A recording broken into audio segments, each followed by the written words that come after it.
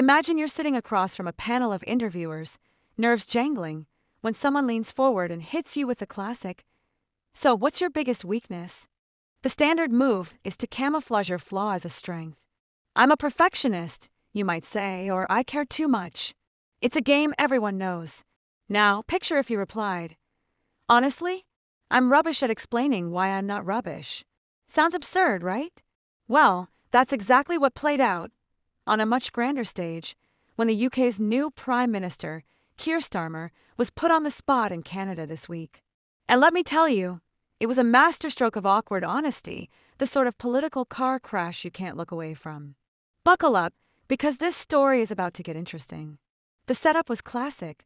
Beth Rigby from Sky News, never one to shy away from a pointed question, asked Starmer what his biggest mistake had been so far. It was the kind of question designed for an easy out. Politicians usually sidestep these with something safe and meaningless. But Starmer didn't play along. Instead, he dove in headfirst. "We haven't always told our story as well as we should."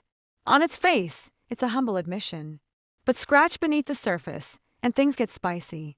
Political journalist John Rentoul absolutely tore this answer apart, and with good reason. Think about it. Admitting you're bad at communication when your job is literally to communicate, Prime Minister, after all, is like Gordon Ramsay declaring he can't boil an egg. It's both audacious and faintly ridiculous. But here's where it gets even juicier. Starmer's answer isn't just a confession, it's a political maneuver as old as Parliament itself. Whenever a government starts to lose its way, blaming the messaging or the advisors becomes the go-to defense. It's the political equivalent of "it's not you, it's me." Except, everyone knows it actually is you. Need proof? History is littered with leaders who blamed everyone but themselves. Charles I blamed advisors when the country rebelled. Margaret Thatcher's cabinet whispered about her economic team when things went south. And now Labour MPs mutter about Starmer's chief of staff, Morgan McSweeney, as if he's some dark puppet master controlling the men at the top. It's a fairy tale for disgruntled insiders. If only our hero could break free from evil centrist clutches, his true, socialist self would shine. But here's the twist. Recent leaks confirm that Starmer himself, not McSweeney, decided to treat Nigel Farage as a real opposition leader. The so-called puppet theory falls apart. Starmer's in the driver's seat, and the decisions, good or bad, are his. Now, let's get to the heart of the matter. If Starmer says we could have explained our decisions better, what does that actually mean? Imagine the PM going door to door, telling pensioners, "We're taking away your winter fuel payment, but don't worry, we'll tell the story better next year." Good luck with that. Some things you simply can't sugarcoat.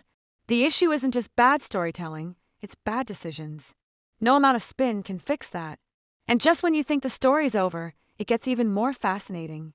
Starmer promised to smash the gangs, a bold statement, until you realize there was no plan to back it up. It's like promising to cure disease without hiring any doctors. The real problem isn't the messaging. It's the lack of substance behind the message. Yet Starmer is a unique political animal. Remember when Donald Trump dropped those trade documents and Starmer stooped to pick them up? Most politicians would have ignored it, but Starmer, seemingly devoid of ego, just got on with it. In a field dominated by bluster and bravado, there's something refreshingly normal about him. But humility alone doesn't fix policy. In politics, communication isn't an optional extra, it's the whole point. If you can't explain your ideas, maybe they're not good enough to begin with. So, as we stare down another turbulent year in British politics, the real question is this. Can Starmer learn from a rocky start?